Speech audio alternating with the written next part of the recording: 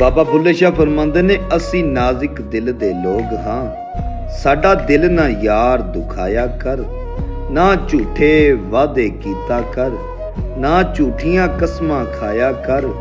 ਤੈਨੂੰ ਕਿੰਨੀ ਵਾਰੀ ਮੈਂ ਆਖਿਆ ਏ, ਮੈਨੂੰ ਵੱਲ ਵੱਲ ਨਾ ਆਜ਼ਮਾਇਆ ਕਰ, ਤੇਰੀ ਯਾਦ ਦੇ ਵਿੱਚ ਮੈਂ ਮਰ ਜਾਸਾਂ, ਮੈਨੂੰ ਇੰਨਾ ਯਾਦ ਨਾ ਆਇਆ ਕਰ। ਤੇ ਹੱਥ ਮੇਰੇ ਵਿੱਚ ਤੇਰੀਆਂ ਲੀਕਾਂ, ਇੱਕ ਇੱਕ ਲੀਕ ਵਿੱਚ ਲੱਖ ਉਡੀਕਾਂ, ਤੇਰੇ ਬਾਝੋਂ ਦਿਨ ਦੇ ਚਾਨਣ, ਰਾਤੀ ਉੱਠ ਉੱਠ ਮਾਰਨ ਚੀਕਾਂ। ਤੇ ਦੱਸੋ ਮੈਨੂੰ ਦਾਰੂ ਕੋਈ, ਨਾਂਗ ਇਸ਼ਕ ਦਾ ਲੜਿਆ, ਤਾਂਗ ਯਾਰੀ ਦੀ ਮੁੱਕਦੀ ਨਹੀਂ, ਸਾਹ ਅੱਖੀਆਂ ਵਿੱਚ ਅੜਿਆ।